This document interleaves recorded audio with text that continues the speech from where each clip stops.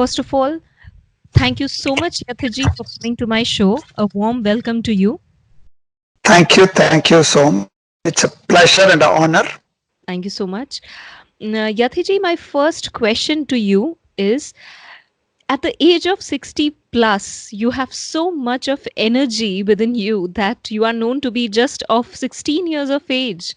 And my question to you is, how do you get so much of energy standing whole day in your workshops, seminars, and events? So, first of all, you are mistaken. I have been 39 years old for last 24 years. So I'm yet to cross 40. So obviously I'm having energy, right? Anyway, coming back to the real question and the real answer. I'm sure you have already, have you seen children? Yes. Do they get tired? No. You know why? Why? Because they are doing what they love. Children do what they love to do, what they want to do. Right. So, when you send them to school, they get tired. But when they're playing, they don't get tired, right? True. So, same thing, whenever you are following your passion, when you're doing something which you love, the question of getting tired doesn't happen, at least mentally. Physically, it's a different story, but mentally, it's a different story, right? True. Okay, so physically, I do get tired, but again, by grace of God, I get physically tired only after the program is done. Throughout the program, I don't even feel physically tired. That's really inspirational, Yathiji. Yeah. And I'll tell you, once I had a 3-day program. So at the end of first day, I was really tired. And I was wondering what I will be doing next day. Because I didn't have the you know confidence that I'll be able to stand the whole day for the next day. And next day, as soon as I got up on stage and started, I don't know where all the tiredness went off. Okay. Then again, at the end of second day, I was, my God, no chance. Tomorrow I have to sit and do, I cannot stand. But again, the third day, I was standing the whole day without feeling tired. Wow. So I think it's what you get, the energy is given by Krishna. Okay. So when you're doing what you want to do, when you're doing what you love to do, when you want to make a difference to the world, I think this is, at least for me, it's natural. 100%. That's so true. Okay. Because I really, really love to help people to come up in life. I'm not too sure how much you know my backstory.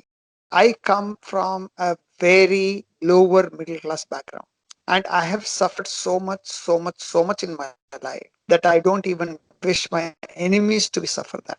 That brings me to my So, next question, that okay. conventionally, the industry where people do not generally go by choice, how and why did you choose sales by choice as your career in life? Okay. Well, if you really want an honest answer, I don't know. I really don't know. Okay. I just know that, I started selling right from the age of 10. And that time it was not out of choice. It was out of because I wanted to make some money and I didn't know any other way at the age of 10. So that is how I got into sales. And I started making some money. And as I told you, I come from a lower middle class background. So for me, money always played an important part. And once I graduated, okay, another thing is I always wanted to travel and I wanted to, see a lot of places. And because I wanted to travel and I wanted to make money, and I think both were available in sales, I didn't have to think much. I got a job on the first application itself. So I don't know whether I'm answering your question properly, but that's the real truth. Wow. You are a veteran Yeah, in this industry, in this profession, in this domain. So you have you been can say. dominating this industry with your experience, with your wisdom for a very, very long Yes. time. And you have trained over and mentored over 2 lakh people from different domains and industries. Yeah, around 250. Yes. So, in your entire journey of this, what is that one thing that brings you back to your memory lane where you realize that if I knew these learnings in life, I would have applied it much better when I was younger? Again, I really don't know, because when I look back, I don't wish my life was any different than what it has been. It has been full of ups and downs, and I'm glad for all of that because all of that has made me what I am right. Even though I don't wish even my enemy should go through that, but at the same time, there is nothing I would love to change in my entire journey. So, when you say that you have gone through lots of ups and downs, and even you do not wish your enemies to go through that phase, could you share with our listeners your backstory a little bit who doesn't know about you in detail? Okay. So from 1977 to 1982, I was living life king size because I was working with a company called Richardson Hindustan, which is currently known as Procter and Gamble. And they were one of the best paymasters. Okay. Back in 1977, my salary was more than 1,000 plus. Okay. And then I had DATA, and we used to get our traveling, which used to be, second class. And, so there was very, very, very, very good money. Okay. And in 1982, I decided to start on my own. And that's a long story. I don't want to go into that. And I didn't have any money to start. And from 1982 to 1989, I suffered so much that I didn't even have 3 meals a day. In fact, many times not even 2 meals a day. Okay. My God. And 1989 is when I got back into or rather, I got into direct sell, which is different from selling. And that is when I really got trained for the first time in selling. Until that time, I was doing selling based on thinking that I know selling. And till 1982, I didn't realize that I was selling only well-known product where which didn't need any selling skills. Okay, it just needed hard work, and I was very much into hard work. Okay, so it was Wix, and it was selling by itself. All I had to do was just go to the shops on a regular basis and make sure that I supplied to them. So I didn't even realize that it was not a selling skills. 1989, when I got into direct selling, that is when I realized that I don't have selling skills. Very hard and nothing happened. So 1989, I got trained, and it took me a long time. But after 4 months, once I started, since then I have never looked back. So 1989 is the first time I got trained into sales. So today I realize that India is very much at the stage where I was in 1980. Most of the companies in India, they are still into sellers market. Whereas the seller market has changed from 90 to 93. Till 98, 99, at least a little bit of it was there. But today we are totally, totally out of sellers market. We are totally into buyers market. And I don't know whether you understand the difference between sellers market and buyers market. Do you? Not exactly. Can you elaborate a bit? Sure. Okay. See, till 1992, 93, we were in a license Raj.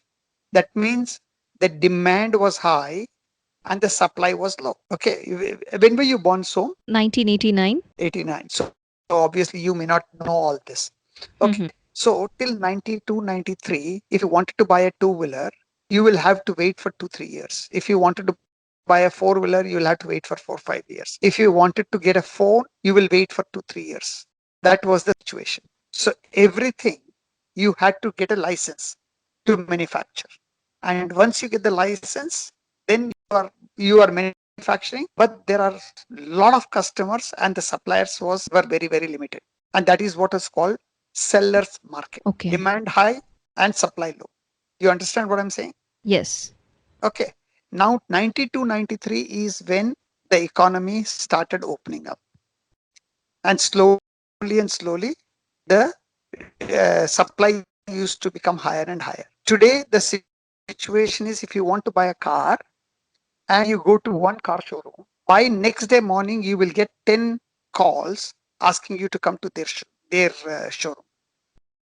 True or false? Yes. Okay, so today we are in what we call as buyer's market. That means the supply is high and the demand is low. Clear?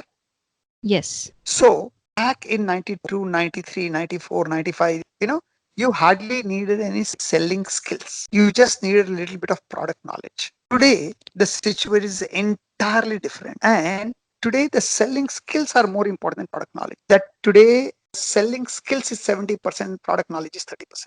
Unfortunately, 90 to 95% of salespeople are not trained in selling skills. They are trained in product knowledge. And that's why they are struggling.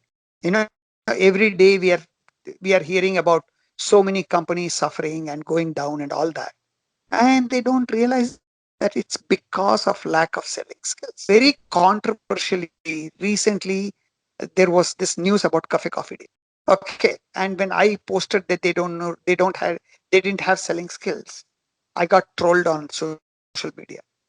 But I have been Mm. to enough Cafe Coffee Days, and I can tell you, they were, again, I have another YouTube video where I talk about order taker versus order maker. Mm. So they were kind of order takers. So you go to a Cafe Coffee Day, you want to order something, you order, they'll supply you. But they don't know what is called upselling. And no business can survive with order takers. Tell a little bit about Key from that journey. How did you reach to this day today when you did not have food and Okay. all your struggles, basically? Yes, yes, yes. So, I mean, as you know, I have been in selling. And till 1989, I realized I didn't have selling skills. In selling, I was highly passionate about selling. I was able to sell, but not at a very high level of selling. Okay, not even a survival level of selling. And 1989 is when I got trained into selling. And once I got trained, I was just flying. You know, 1989, I was struggling for 3 meals a day. And 1990, I was on my first trip to USA Wow. as an achiever.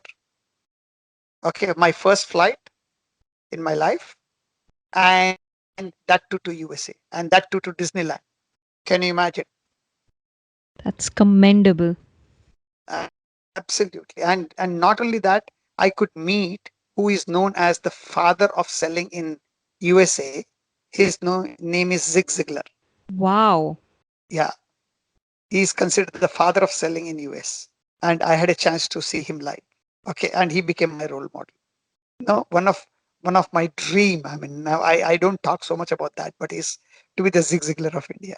That's profound, Yatiji. That's beautiful. Because before Zig Ziglar, sales was not considered a very reputed profession in the US also, Mm. just like it is not considered in India right now. I mean, there's hardly any child whom you ask what you want to become who would say, I want to become a salesperson, right? Every child wants to become a doctor, engineer, advocate, teacher, etc., etc. But no child says, I want to become a salesperson. Do you agree with that? Yes. Okay. And the reason is because most of the people, they are not successful in selling. And when they are not successful in selling, they don't realize it is because they are not trained in selling. So recently, there was a news about this Cafe Coffee Day. And I had posted saying that, Cafe Coffee Day, the biggest challenge was they didn't have proper selling skills. And I got trolled on social media because unfortunately, the time of my posting and the social media founder, the Cafe Coffee Day founder committing suicide was almost the same time. Okay. So, but I have been to enough Cafe Coffee Days and I know that they don't have selling skills. They were trying to do, they were trying to survive based on marketing. I don't know whether I'm making any sense. Most of the people, they don't know the difference between an order taker and an order maker. Sorry, an order taker is a person where a customer comes in and says, I want XYZ. And the order taker will say, okay, and he will supply him XYZ and collect the payment, say, thank you very much. Please visit again. Whereas an order maker, not only he will give you XYZ, but he will also ask, how about ABC? Or how about MLN? So he will also try to add to whatever you have asked for. something which is relevant. For example, when you go to a shop to buy, let's say, a detergent powder. Okay, so along with detergent powder, he'll ask you, how about bathing soap? How about coconut oil? How about soap for vessel, etc., etc. So he will try to increase the size of your order. Am I making sense? Yes. Okay, so instead of just giving you what you want, he will also try to give you what you may need and you may have forgotten. Also, if you are going there to buy something which is worth 10 rupees, he will try to see if he can give you a product which is higher quality, better quality, which is costing 15 rupees or 20 rupees. His margin is also better, and he will also satisfy you, because when you use that product, you will be more than happy, because you would have got a better quality product. Now these are some of the techniques which a salesperson or a business owner has to learn. Now I'm talking about a FMCG product because most of our people will come in there. But when we go to a B2B selling, when you go to industrial product selling, okay, the customer doesn't know the difference between a 3 lakh rupee product and a 4.5 lakh rupee product. He looks at it only as the price. But only the salesperson knows the difference between the quality, isn't it? Yes. And it is the salesperson's responsibility and the duty to explain to the customer. Most people think a great product will sell by itself. But based on my research, I say a great product needs greater selling skills than even an average product. Now, you may ask me why. Because a great product will always be more expensive than an average product. Do you agree with that? Yes. Okay. Now, most of the customers, they are price sensitive. They don't understand the difference between the quality, because they will understand the difference between the quality only after they buy the product. They cannot know the difference in the quality before buying the product. Whereas price, I can see even before buying the product. So if you are selling a great quality product, you must have greater selling skills to earn my trust and to explain to me why your prices are higher. Now, if you can do that, I can guarantee you at least 10 to 20% of the customers, they will understand what you're saying and they will buy. And once they buy and they are satisfied, then you get their testimonials, and now you can sell to more than to other people. But if you have a great product and you don't have great selling skills, and you are just trying to say, no, no, no, but my product is better, my product is higher quality, my product is will last you longer, customers are not going to buy, because you don't know how to sell to the customer. You don't know how to create a rapport. You don't know how to develop liking. You don't know how to develop trust. These are all a part of selling skills. You don't know how to explain. You don't know what is called FAB, features, advantages, results. FAB, FAR, FAR, features, advantages, results. Now, these are all the skills a person has to learn if he wants to be a great salesperson. And 95% of the people in India right now, they are not trained. And that's why India is suffering. If I ask you right now regarding this line that you said, that so many people in India are not trained in sales, plus your previous statement that it is still considered as one of the lowest occupation or something not so good in the industry standard. So if I ask you, whatever we do in everyday life, we sell something or the other to someone or to anyone else. Then what and why is the stigma or taboo associated with sales in any business, especially in India, even today? Okay, first of all, whatever we are doing, as you're rightly saying, every day we are selling. Right now, also, I'm selling my ideas to you, and okay, you are right now, you're not selling, but right now, I'm selling my ideas to you, right? Yes. But tomorrow, when you're talking to a friend of yours to go for a movie, you will be selling him or her about the movie you want to go, and he or she will be selling the movie he or he wants to go to. And whoever is a better salesperson will win. But most of the time, we don't consider that as selling. If you are going for a interview, you have to sell yourself. But nobody thinks of that as selling. Even if you want to apply for higher studies, you have to go for an interview. Again, you have to convince the selectors that you are the right person. If you want to go to IIM, it's not so easy to get into IIM. You have to convince them, which is again selling. Okay. Uh, if you want to be in politics, you have to be selling. Just recently in Jaipur, in Rajasthan, we had this university elections, and the people who wanted to be the president or something, they had to sell. But it's not considered as selling by most of the people. They don't think of it as selling. Am I clear? Yes. So when I don't consider all these things as selling, why should I think that I have to become better at selling? Number two, what is typically known as selling is when you have a product or you have a service and you are going to exchange it for money. Then and only then it is known as selling for most of the people. And if you are not good at selling, then you are going to fail more. See, even if you are good at selling, you will still be able to sell only 1 out of 5 times, 1 out of 7 times, 1 out of 10 times. And if you are not good at selling, you will fail much more often. Now, tell me one person who likes failure. Based on my knowledge, based on my experience, there is not a single person who likes to fail, who enjoys failing. Whereas selling is, full of failures because you are not talking to the right prospect. Okay, so your failure rate is very high, and that is why people burn out. And when I see you in selling and you are not successful, definitely I don't want to be in selling. And most of the people who are in selling, they are not making enough money because they are not successful. See, selling is the only profession where there are no gray area. Either you get an order or you don't get an order. Whereas most of the other areas, there are a lot of gray areas. For example, if you're an accountant, it's very difficult to say you're a good accountant or bad accountant, at least for a whole year. Okay, so in selling, every day you are seeing the result. And since people are not good at selling, their results are bad. In a month, 30 days are there, they probably succeed 1 or 2 days, and 28 days they fail. Whereas that is not the kind of feeling they have when they are talking about anything else.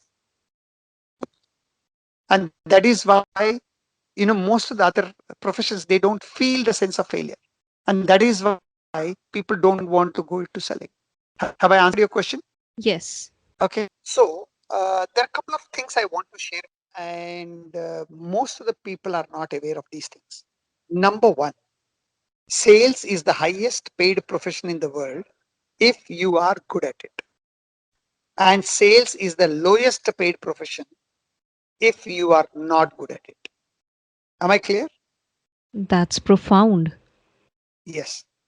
Number two, sales is the most noble profession in the world if you do it ethically. It's even better than being a doctor. It's even better than being a teacher.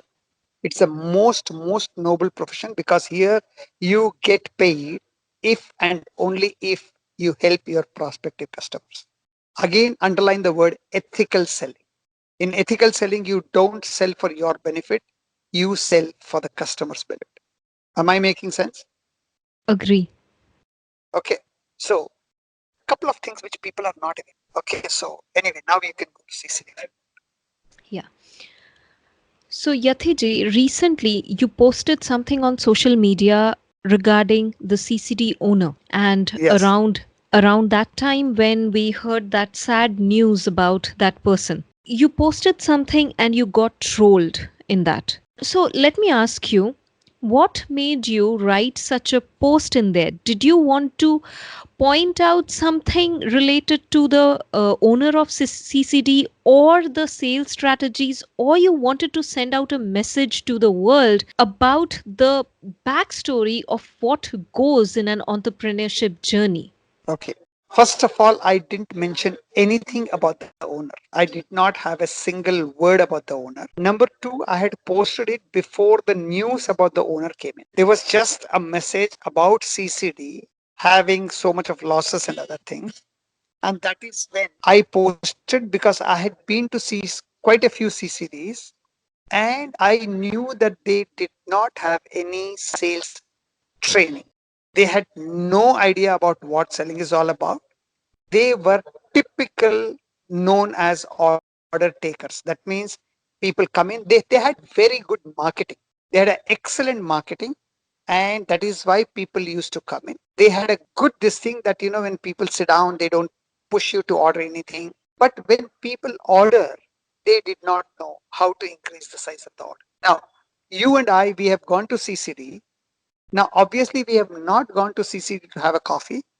We have not gone to CCD to have to eat anything. We have gone to CCD to talk. So since we are in CCD, we'll say, okay, bring some coffee or something. Now, at the same time, if the person who is serving us, he asked us, would you like to eat something? Or if he, you know, said, why don't you go for this, go for that? Chances are 90% we will go for it. But since they never were trained on sales, they were just plain order takers. Whatever we order, they will bring. And since we are not there to eat anything, we are not there to drink anything. Obviously, we'll order whatever is the cheapest, and that is how they were surviving. And if they had a proper sales strategy along with whatever they were doing, their revenue would have been doubled or tripled. And if their revenue had been doubled or tripled, obviously their profit would have been much higher. Now, my post had nothing to do with the owner. It was purely to do with selling skills. And obviously, 99% of people didn't even understand. And because it happened at that time, they were thinking I was making a comment about the owner. I hope I have clarified my point. Yes, thank you for clarifying because I think you got trolled because of that misconception about what you posted and what was not exactly said in that post. Yes.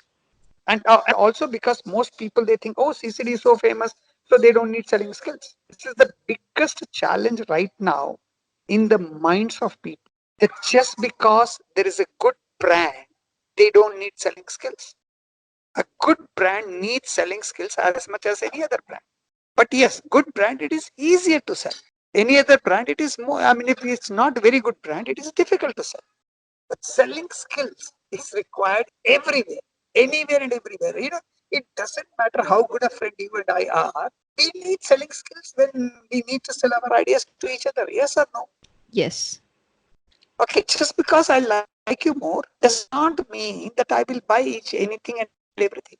Yes, your chances of selling me is higher than somebody else's chance of selling me whom I don't know so much. Make sense? Yes. As you mentioned that we sell every day something or the other to somebody, Right. then what is that one thing that you have experienced in all these years of your sales journey? What is that one of the biggest misconception or myth related to sales among the people? So, the greatest myth people have about selling is that unless we have a product or service, we are exchanging for money. They don't think of it as selling. Or let me put it this way, unless we have a product or service in exchange for money, okay, it is not called selling. Whereas my definition of selling is anytime you're trying to influence anybody, anytime you're trying to convince somebody, anytime you're asking somebody to do what you are suggesting them, all of that comes under selling. Am I clear? Yes. Okay. So that way, if you see, if you go by my definition of selling, a mother is selling eating vegetables to the child or drinking milk to the child. A teacher is selling education.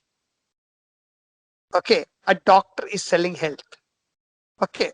And there are two kinds of selling. One is selling for seller's benefit. Another is selling for buyer's benefit.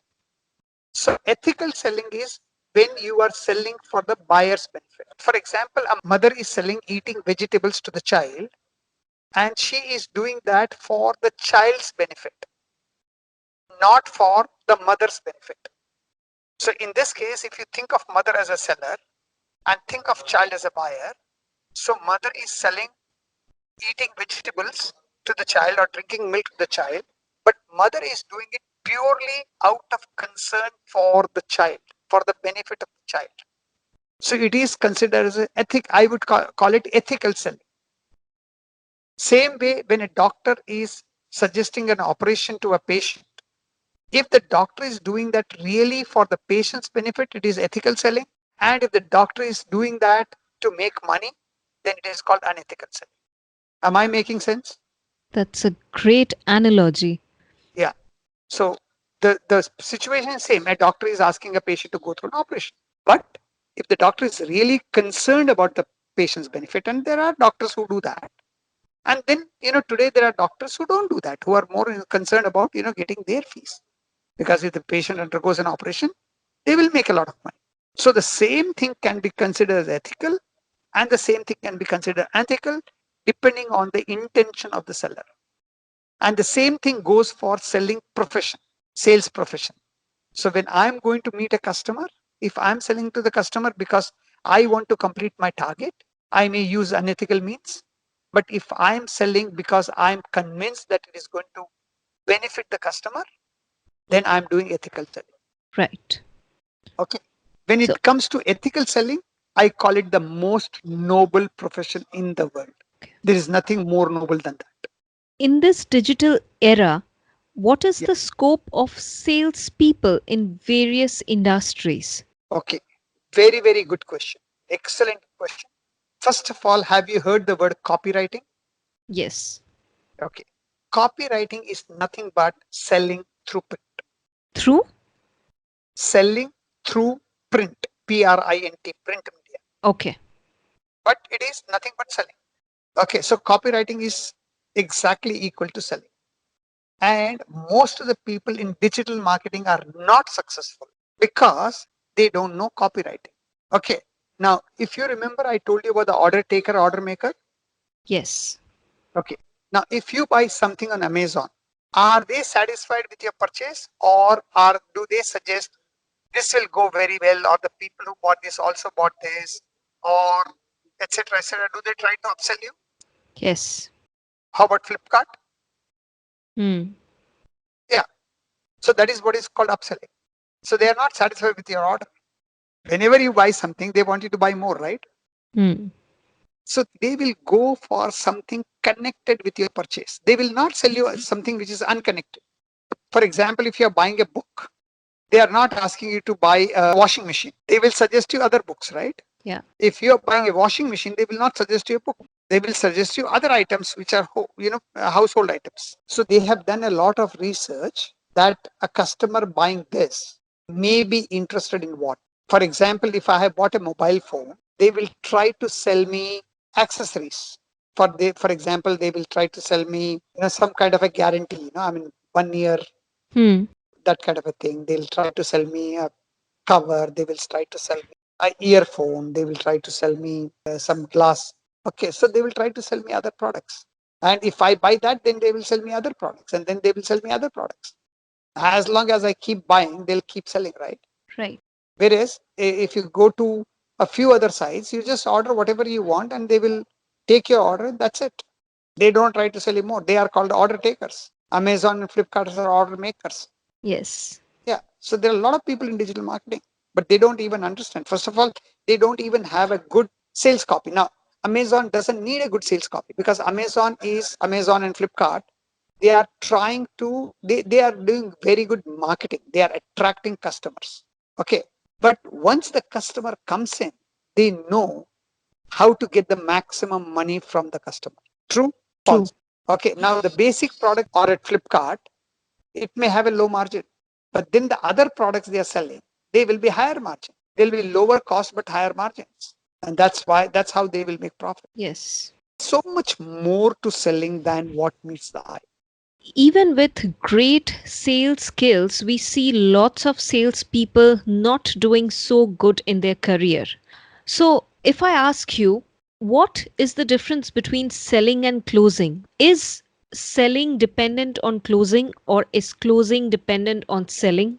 Yes, closing is a part of selling skills. So, based on having trained 250,000 people in 11 countries, I have noticed one thing. that even people who are fairly good in selling, when it comes to closing, they don't know how to close. Now, if you don't know how to close, you are not a good salesperson. So, if you think you are good in selling, but if you cannot close, then you are not good at selling. Because closing is a part of selling. Selling is complete only when you get an order. Now, many people feel selling means making the customer interested. Okay, now, even if you tell me the customer is convinced, but he has not placed an order, for me, he is not convinced. Am I making sense? Yes. So, because people think closing is different from selling. So, closing is a skill by itself, yes, but it's a part of selling skills. So, some people, okay, for example, there are few influencers in the world, okay, and they will do what is called a webinar in which they will explain about what they are offering, and then they will have somebody else do the closing for them. See, there are one is, I'm a salesperson and I start right from meeting a prospect to closing the sale, to getting the order. Everything is done by the same person. Okay, so that is one kind of selling. Another kind of selling is where I have people in my office who are into fixing appointments. So I don't fix appointments.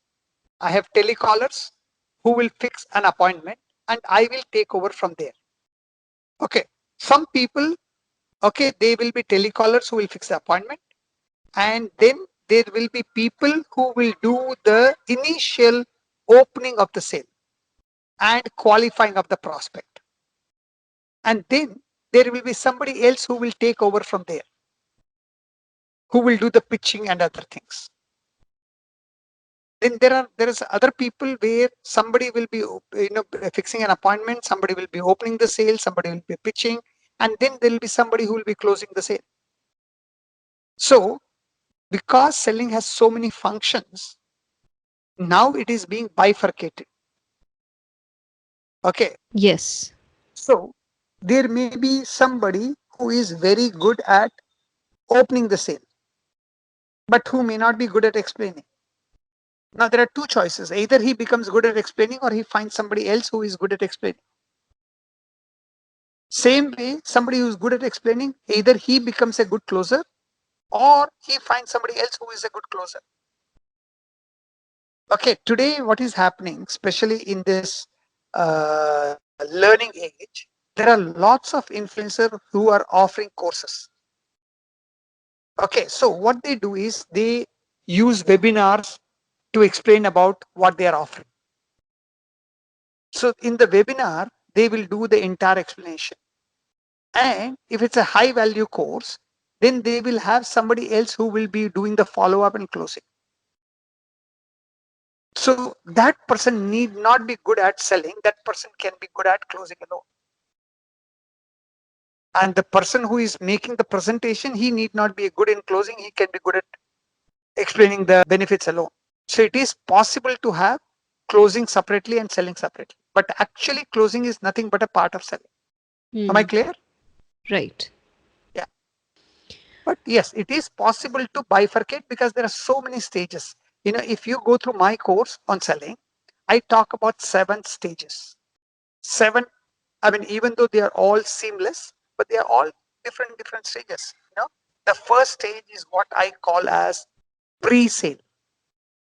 So according to me, selling starts even before selling starts. I call it pre-sale. And in pre-sale, I talk about preparation, prospecting, and positive expectations. So all these three, they come under pre-sale. After pre-sale, I talk about approach. Approach is an idea, is a part where you fix an appointment. It could be a physical appointment, it could be a telephone appointment, and again, fixing an appointment can be done on the phone, it could be done through the mail, it can be done face to face.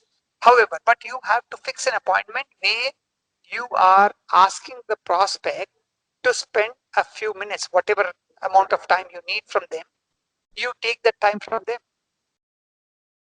Once you have done that, then you go to the next step, which is what I call as identifying need. Identifying need, understanding the problem, etc., etc. So I call it, that's the next stage. Once you have done that, then only then you go into pitching or presenting. I call it demonstrating solutions. Yeah.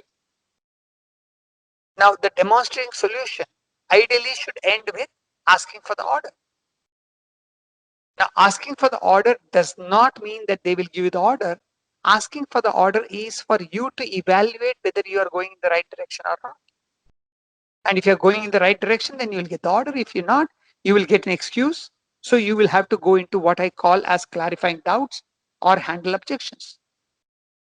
So that is the sixth stage in my sequence.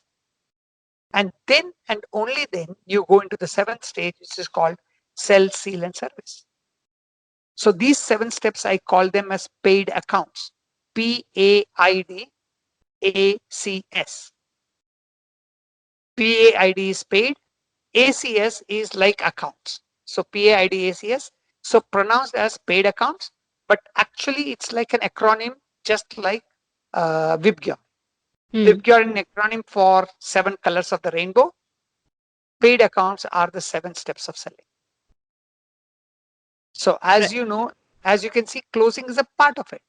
But can 7 different people do the 7 different parts? Yes, it is possible, or it is possible for one person to do all the 7 parts. Am I clear? Yes. So, let me ask you, do you think, since sales and closing are such an important skills in life in any industry or even in personal and non-professional life, do you think sales and closing should be an important and mandatory subject in schools or colleges so that the kids do not suffer later on in life in any area? Yes, but it will be great if you can make it a part of the curriculum. But it may not. So, because I don't think there is any school or college, at least schools, where there are any soft skills separately. Now, selling is part of a soft skills, right? We are not talking about, Hindi, English, geography, maths, etc. Okay. So even if it is not, but if you see in US and other countries, a few other countries, they teach selling right from childhood, like, to the scouts, they talk about cookies, selling cookies. That's a part of scout. Okay. They also have some competitions on selling. Also, if you see, right from childhood, they are trained to put a lemonade stall or something. So all these things are a part of selling skill which is being done there. In fact, 4 or 5 days back, I saw one Thai lady teaching her child on how to sell pineapple ice cream. Beautiful video. And this girl is, I think, about 10, 11 years old, and she learned selling. Okay. And now the mother says, now I'm not worried about my child. She will be able to take care of herself. Nice. Beautiful video. Beautiful, beautiful video. Because once you know how to sell, you can survive. But without selling, it doesn't matter. See, even let's assume there are 2 doctors. Okay, highly qualified doctors. One knows selling skills, one doesn't. Okay, now the guy who doesn't know selling skills will not succeed compared to the guy who knows selling skills along with his technical competence. Because let's say there are 2 patients who go to both the doctors. One patient goes to the first doctor, one patient goes to the second doctor. And both patients have the same problem, and both the doctors are giving the same prescription or the same operation. The first doctor may not be able to sell him the idea of why that operation is so crucial. And the customer and the patient may go saying, okay, I'll check with my I'll go home and I'll get back to you. And the first doctor agrees. He says, okay. Whereas with the second doctor, he will use his selling skills and make him understand why he has to get it done. Are you with me? Yes. So the second doctor will automatically have more business. And I'm assuming both of them are ethical. Both of them are doing it for the patient's benefit. But the first doctor, because he doesn't have selling skills, he will not be highly successful because he will not be able to convince the customer to go through the procedure, which is life threatening. Whereas the second doctor, he will be able to save a life because he will be able to convince the customer why the customer needs a procedure. So I hope I have explained to you why even a highly highly specialized doctor needs selling skills. Yes. Okay. And the same thing will apply to a lawyer. Same thing will apply to a chartered accountant. So, since you are a veteran in this industry, Yathiji, what specific message you want to say to our listeners out there who are getting new insights about sales and closing and their myths have been busted today? Okay. My in case you have even the slightest idea of ever starting anything on your own, of becoming a startup, of becoming an entrepreneur, you must learn selling skills. Even if you have no idea to start something on your own, but you want to be highly successful in a field of your choice, you have to learn selling skills. And even if you have no idea to sell anything, selling skills will always be useful. But please learn it. Don't try to learn it on your own. Learn it from a professional. Right. And what specific tip you want to give to all the salespeople out there who are struggling in their work? Okay, if you are struggling in your work, chances are 99% that don't you don't understand selling, or you have learned selling on your own. Like I was till 1989. Till 1989, I had already been sales as a profession for 12 years. And, including my childhood selling, I was there in selling for, but 1989 is when I attended training and I realized that most of what I knew about selling, it was not, it was simple thing. I got into selling. You asked me why you got into selling by choice, because right from childhood, I was called chatterbox. I was good in talking. And I thought because I'm good in talking, I'll be good in sales. And that's why I got into sales. So 1989, when I started learning selling skills, first thing I realized is selling has less to do with talking and more to do with listening. A total 180-degree shift. Okay, today I have become a very good listener. Even though today also I love to talk, but when I'm in front of it, and I'll give you an example. In 1994, 95, I had gone to meet, a bank, in a bank principal, in a bank staff college principal. And I reached there about 10:30 in the morning, and I left about 5:30 in the evening. So almost I spent the whole day. And the whole day, I would have uttered probably 10 or 12 sentences, and I walked out with an order. Now my wife was there with me, and at every kind of tea break or coffee break, she was saying, "You're not saying anything. You're not saying anything. You're not saying anything." I said, "Relax." I said, "Relax." I said, "Relax." Now that is not the Yathiraj I knew till 1989. Okay, but my wife was happy when we walked out with an order, and I hardly spoke anything. Awesome. That was a kind of an aha moment for me, right? So, what exact books would you suggest for people who are looking out for some insights into sales, or they want to start up reading some books? Okay. The first book which I'd suggest is The Greatest Salesperson in the World by Og Mandino. OG Og, Mandino. Mandino. Now, the whole book has got nothing to do with sales, but it is the best book on sales because it will help you to understand what a salesperson should feel like. In fact, the right name of that book will be Becoming the Greatest Human Being in the World. But it's a must. The second book I would suggest is How I Raised Myself from Failure to Success in Selling by Frank Betger. Betger. Okay. Another book I would suggest is 1 Minute Salesperson. Okay, by Kenneth something. Okay, I don't remember the name of the author, but 1 Minute Salesperson. However, to understand 1 minute salesperson, you have to read his previous book called 1 Minute Manager. So if you read 1 Minute Manager, then you read 1 Minute Salesperson, it will be awesome. Okay, then there is a book by Zig Ziglar. Zig Ziglar. Yes, yes. So, what is your favorite book? All of these. Okay, if I have to ask just one.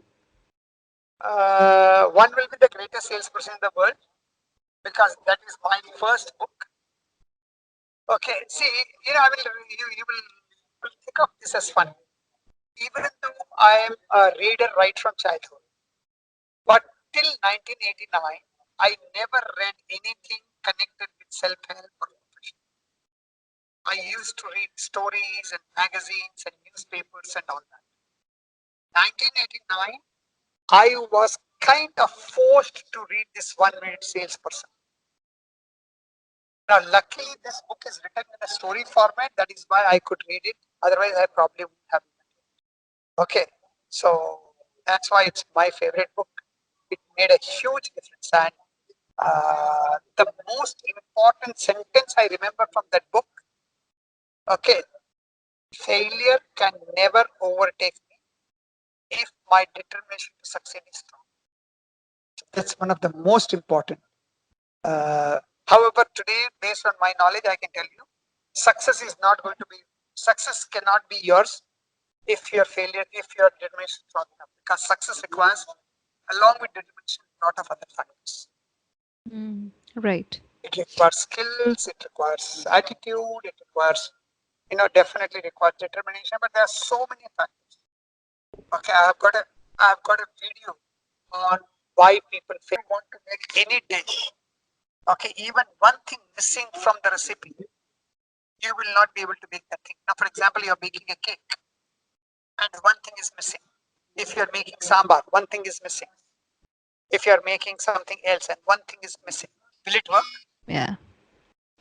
Okay, so everything being right, one thing not being right, still won't work. So same thing, for success, you need everything. Okay, so depending on what field you want to be successful in, you have to understand all the ingredients of the success. Same thing applies to selling. Okay, for example, we have not spoken about negotiation. Now, negotiation is a part of successful selling. Yeah. Who is your role model? Zig Ziglar. What is your ultimate dream?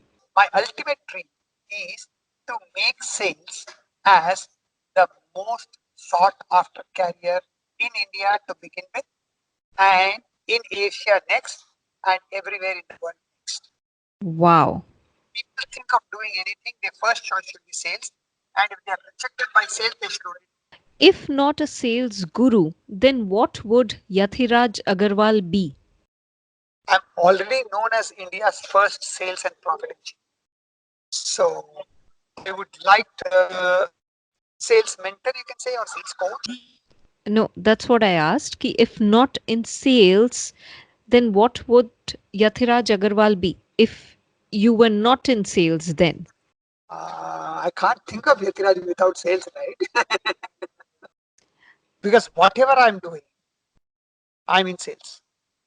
Even if I'm talking about business coach, I'm into sales. Even if I'm talking about negotiation, sales is a part of it. If I talk about profit engineer, sales is a part of it. I can't So, separate myself from selling. yeah. So, where and how can our listeners connect with you? Okay, they can connect with me. One of the things they can do is they can visit my YouTube channel. called 𝗵𝘃𝗃𝗃, 𝗵𝘃𝗃𝗃𝗃, 𝗵𝘃𝗃𝗃 YouTube channel. Okay. Another way they can connect with me is through Facebook, but I prefer LinkedIn. Again, in LinkedIn, there is only one Yathiraj Agarwal, Yathiraj, Agarwal, Agarwal. So they can go to Yathiraj, they can search for Yathiraj Agarwal on, and same thing they can do in Facebook also. Okay. Of course, Twitter also you can search for me. Great, great. So this is how our listeners can connect to you, and there are And last but not the least is my website called www.yatraining.com. great. yatraining.com. Yes. yatraining.com. Okay, great. So, Yathiji, those were some golden nuggets and insights that you shared today with us.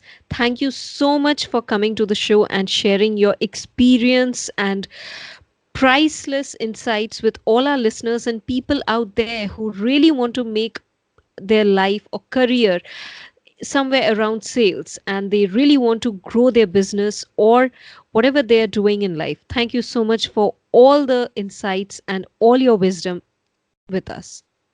Thank you. It has been really a pleasure, Som. Okay. And I would say the credit for this interview goes to you for your insightful questions. Thank you You so have, much, Yathiji. you have made, I said you made me to talk more than what I had planned to talk because of your really insightful questions. Thank you. Thank you Really so admire much. it. Okay. All right. Take care.